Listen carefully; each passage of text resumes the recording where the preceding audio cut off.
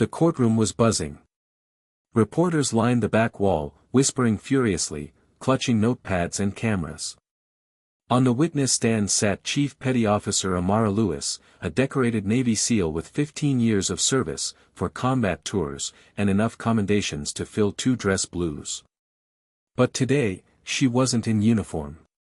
She was in civilian clothes, the kind you wear when your character is on trial, not your actions. A military contractor had accused her of insubordination and misconduct during an overseas op. What they left out was that the contractor had overstepped boundaries, ignored direct orders, and endangered an entire team. Still, Amara stood alone. The military brass hadn't shown up. Her commanding officer was unavailable. And the contractor's legal team had arrived in full force, 3 suits, 10 folders, and a smugness that filled the room like smoke. Across from her, the prosecutor leaned forward. "So, Chief Lewis," he said with a practiced smirk, "are we to believe that you, acting without any written authorization, took command of the operation because you simply knew better than everyone else?" The gallery shifted uncomfortably. Her lawyer stayed silent. Amara sat tall, chin raised. "Yes, sir," she said. "Because if I hadn't, half the team wouldn't have made it home." There was a low murmur. But the prosecutor wasn't finished. He scoffed and walked over to the bench. "Or maybe this is just another case of someone wanting to play hero," he said, with a tone that dripped with implication. "Because the rules didn't apply to you." Silence. Amara's eyes locked on his. Calm. Focused. Then, without warning, the heavy wooden door at the back of the courtroom opened. And in stepped Admiral Jonathan Hale, full uniform, rows of ribbons, white-gloved, and flanked by 2 aides. The courtroom gasped. The judge blinked in confusion. Even the prosecutor took a step back. The Admiral didn't speak right away. He simply walked toward the front with the weight of 1,000 battles behind each step, and his gaze fixed only on Amara. The sound of the Admiral's polished shoes echoed like a drumroll across the courtroom floor. Every eye followed him as he approached the bench, not as a spectator, but as someone with authority far beyond anyone in that room. Judge Myers leaned forward, unsure whether to speak. "Admiral Hale, we weren't informed, I wasn't invited," the Admiral interrupted calmly. "But I came anyway." A ripple of tension moved through the gallery. The prosecutor cleared his throat, attempting to recover control. "Your Honor, if Admiral Hale has come to give testimony, he must follow protocol." "We weren't notified," Admiral Hale turned to face him. "Son, when a Navy SEAL's integrity is being dragged through the mud in a public courtroom, I don't wait for an invitation." That shut the prosecutor down.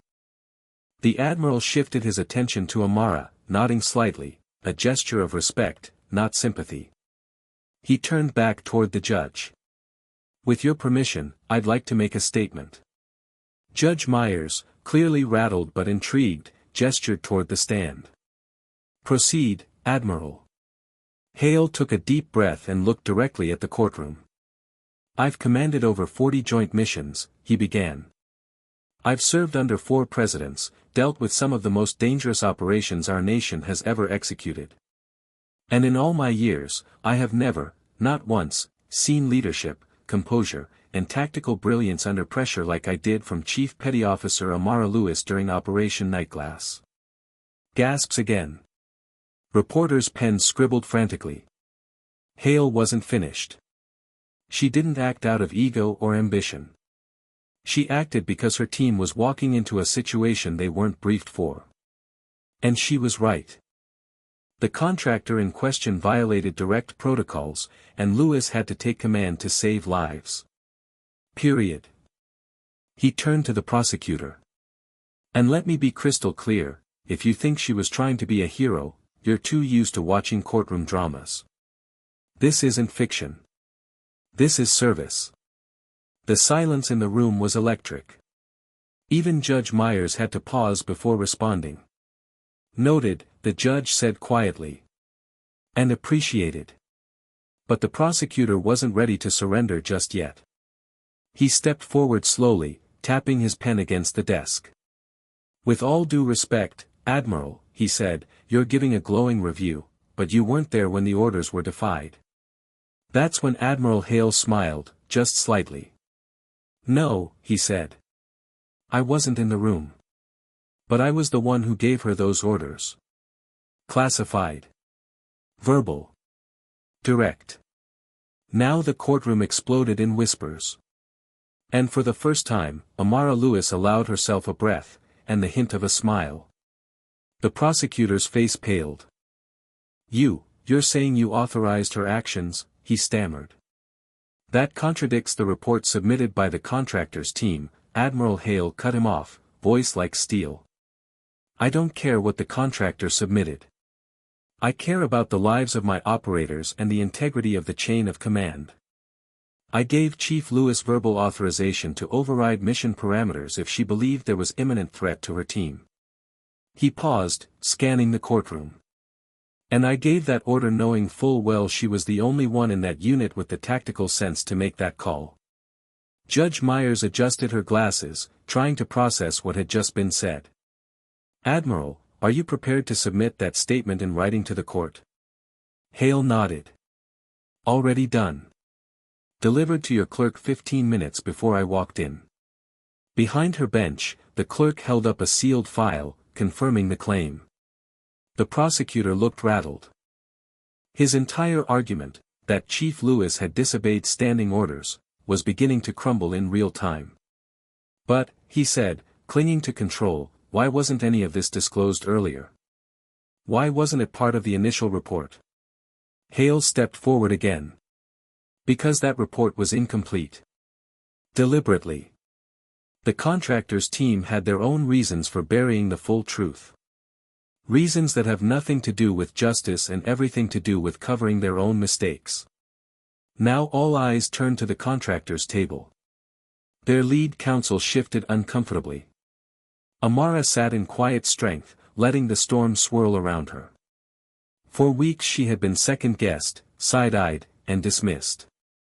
But now, with every word the Admiral spoke, the weight pressing on her chest began to lift. The judge turned to the prosecutor again. "Do you wish to proceed with your line of questioning?" she asked. The prosecutor hesitated, then finally exhaled, defeated. "No further questions at this time." Admiral Hale stepped down from the stand. As he passed Amara, he gave her a brief nod, one warrior to another. She didn't nod back. She didn't need to. Because now the truth was in the room. And it had just shattered their entire narrative. As Admiral Hale returned to his seat, the tension in the courtroom shifted. What had once felt like a slow, deliberate effort to discredit Chief Amara Lewis had now become a full-blown exposure of the prosecution's weakness, and possibly, of something deeper. Judge Myers addressed the room. "Given this new testimony, we will take a brief recess before resuming deliberations. I expect all counsel to return with clarity and honesty." Bang! The gavel echoed. But nobody moved. Whispers turned to murmurs. Reporters surged toward the hallway to file urgent updates. The contractors' lawyers huddled together in frantic whispers, their calm veneer slipping. Amara stood slowly. She turned to her attorney, who, up until that point, had mostly stayed quiet, and said calmly, "I want everything they buried on record." He nodded. "We've got it ready." Hale's statement opened the door. Outside the courtroom doors, Admiral Hale waited for her. Amara stepped out and saluted. "Sir." "At ease, Chief," Hale replied with a small smile. "You didn't just handle yourself in that op. You just led a courtroom without saying more than 3 sentences." Amara allowed herself the briefest chuckle. "You saved me in there." He shook his head. "No. You already saved yourself. I just made sure they finally listened." That's when one of the reporters caught up to them. "Chief Lewis. One question, how does it feel knowing you might have just exposed a cover-up inside the military contracting chain?" She looked directly at the camera, stone still. I didn't come here to expose anything, she said. I came here to clear my name. But if truth makes people uncomfortable, that's not my fault. The Admiral raised an eyebrow, clearly impressed. And then a second camera crew showed up. Then a third. The story had caught fire. Back inside, the prosecutor was pacing. He knew he had lost control of the narrative. Worse, someone on his team had likely knowingly suppressed the Admiral's verbal orders. Which meant, this wasn't just a bad case, it might soon become a scandal. The courtroom reconvened 20 minutes later. But the air had changed. The gallery was no longer just spectators, they were witnesses to something unraveling. The contractors' legal team looked rattled. The prosecutor kept checking his notes, as if trying to find an escape hatch in his own argument. Judge Myers called the room to order and turned to the prosecution. Before we proceed, I want clarification. Did your office have access to Admiral Hale's statement before today's hearing? The prosecutor hesitated. He glanced at his team. One of the assistants gave him a look that said don't answer. But silence said enough. Judge Myers's voice grew sharp. Let me rephrase, were you aware that verbal orders had been issued to Chief Lewis during Operation Nightglass? Still no answer. That's when Amara's attorney stood up, calm but direct. Your Honor, if the prosecution cannot deny it, we have documentation to suggest they were informed of the Admiral's order 2 weeks ago. It was sent by encrypted military channel, with confirmation of receipt. Gasps again. Judge Myers's face darkened. Is this true? The prosecutor finally spoke, his voice a whisper. I need to confer with my office. You should have done that before putting a decorated SEAL's career on trial, she replied coldly. You may take a seat. The momentum had fully shifted now. Amara sat still, but her mind was racing. Not with fear, with clarity. Everything they'd tried to paint her as, reckless, defiant, dangerous, was falling apart. And not because she shouted them down. Because the facts were louder. Then, just when it seemed like the court had seen it all, her lawyer stood again. One more motion, Your Honor. Judge Myers raised an eyebrow. Go ahead. We request that the court open a formal inquiry into suppression of evidence by the prosecution and its collaborators, including the contractor firm involved. And we request that the charges against Chief Lewis be not only dropped, but publicly dismissed with prejudice. The courtroom broke into stunned murmurs again. This wasn't just a defense anymore. It was a counterattack. Judge Myers tapped her gavel once, sharply. Order. The murmurs died down, but the tension only thickened. The judge looked down at the motion papers now placed before her, then slowly turned her gaze toward the prosecution table. You have 5 minutes to respond, she said curtly. The prosecutor rose, his voice stripped of confidence.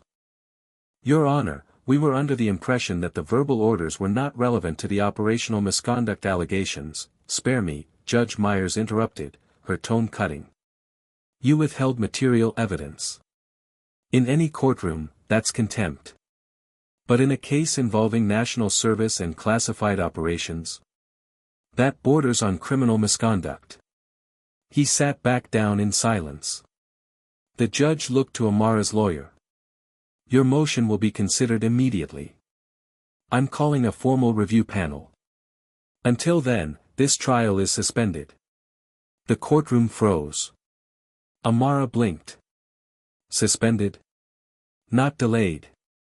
Not postponed. Suspended, with the implication that what had started as a case against her might now turn into a full investigation into those who put her there. Outside the courtroom, the media frenzy had erupted into overdrive. Every major outlet had picked up the story. Headlines screamed, Decorated SEAL faces down prosecution, and wins, Admiral's bombshell testimony exposes cracks in court case, was Chief Lewis set up. Inside, as the judge gathered her files and stood to exit, she looked at Amara with something she hadn't shown before, respect. Chief Lewis, she said, voice softer, this court recognizes your service. Amara stood instinctively. Thank you, Your Honor. Then, as everyone began filing out, Admiral Hale moved toward her once again. This isn't over, he said, voice low. I know, Amara replied. They'll try to spin it. They'll protect their contracts, their egos. But now they've got a bigger problem than paperwork. What's that? He smiled. You.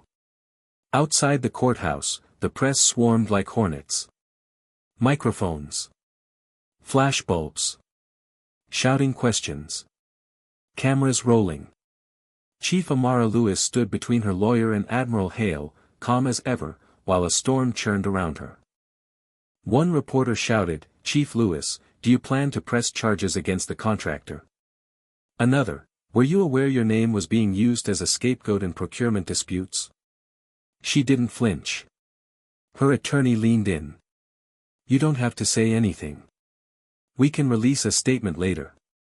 But Amara shook her head.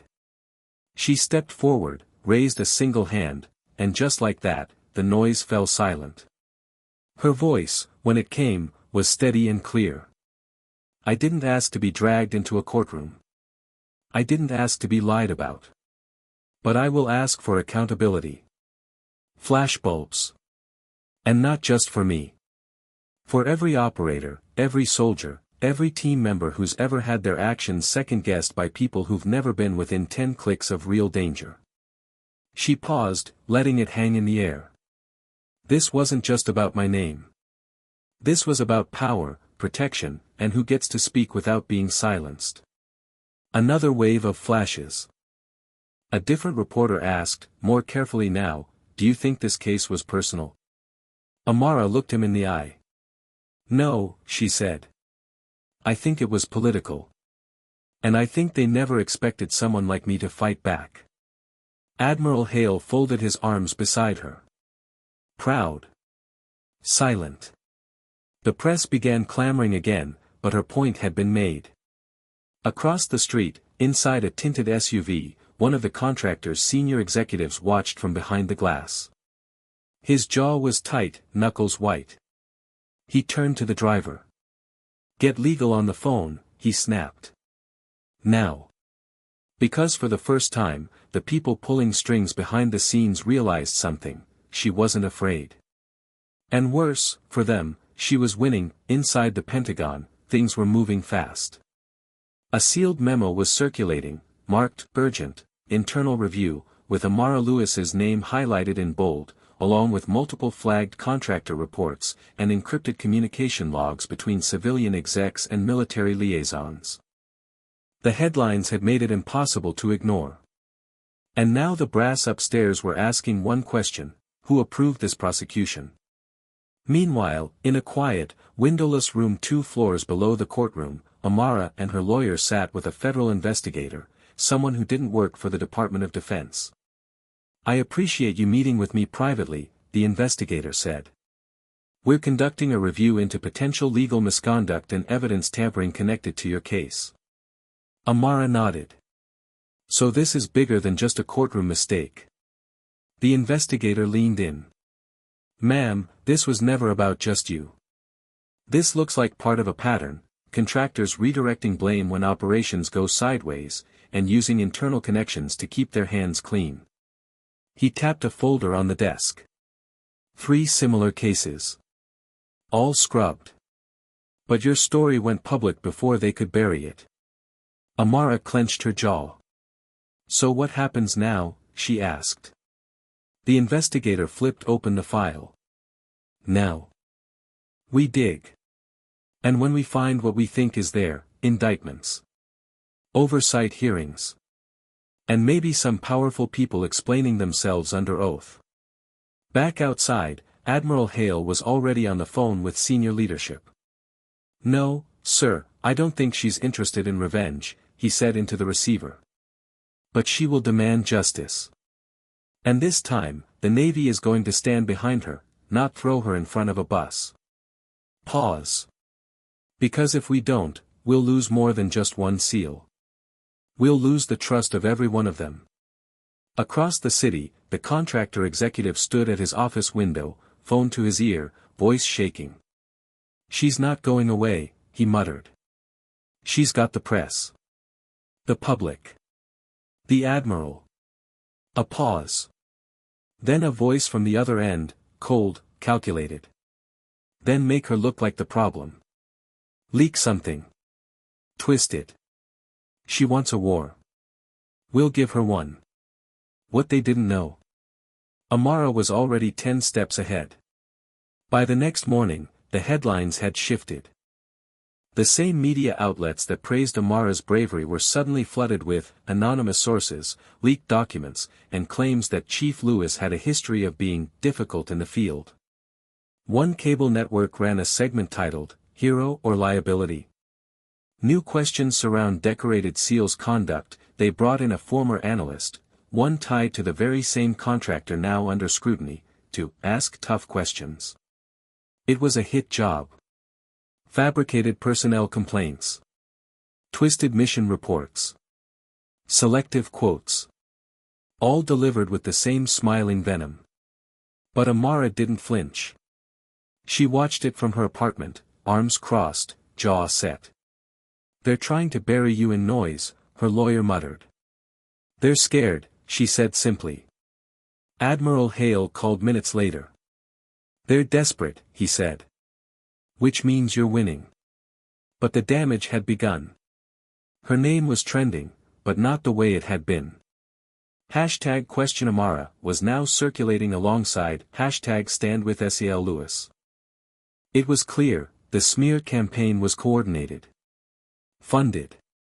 Precise. But they had made one mistake. They assumed Amara would stay silent. Instead, she responded. That night, she released a video, no production crew, no makeup, no script. Just her in front of a plain wall, speaking directly into the camera. "I've served this country with everything I have," she began. "I've led teams through firefights, evacuated wounded under fire, and buried friends. And now, because I refuse to stay quiet, they're trying to erase all of that with rumors and spin." She stared into the lens. "They think this will shut me up. But I didn't survive war zones to be taken down by press releases." The video went viral in hours. 13 million views. #StandWithSEL began to drown out the noise. Even veterans began posting their own stories, tagging her, standing with her. And behind the scenes, in secure offices and private inboxes, more files started leaking. Files the contractor never intended to see daylight. The storm had finally turned. The contractor's smear campaign, once a well-oiled machine of whispers and distortions, had crumbled under a wave of truth and receipts. Whistleblowers came forward. Redacted reports were unsealed. And one particular file, marked, "Do Not Disclose," Internal Conflict Protocols, revealed that the contractor had a standard practice, redirect blame to field operatives if missions failed near civilian zones. They had done it before. They tried to do it again. But this time, they picked the wrong one. Amara Lewis was no scapegoat. The Department of Justice opened a formal investigation into the firm. Contracts were frozen. Executives were subpoenaed. Stock prices tanked. And in a moment that made national headlines, the Secretary of the Navy held a live press conference. "We owe Chief Petty Officer Lewis more than an apology," he said, standing beside her in full view of the nation. "We owe her our gratitude, and a correction to the record." He turned to Amara. "Effective immediately, the charges against you are dismissed with prejudice. Your record will reflect your full service and honors. And a public commendation is being entered into the congressional record." The room erupted in applause. But Amara didn't smile. Not yet. Because for her, this was never about recognition. It was about not letting them rewrite the truth. Later that night, as she stood outside beneath a darkening sky, Admiral Hale joined her in silence. "You did it," he said. She nodded. "No, we did. And now they know, If they try this again, there'll be a fight. Hale smiled. You going back in? She looked out over the city. Maybe. But if I do, it'll be on my terms. A pause. Because next time someone tries to silence someone like me, they'll remember what happened here. The camera panned out. One figure. Calm. Unshaken. Unbroken. They tried to humiliate her. Instead, she exposed everything.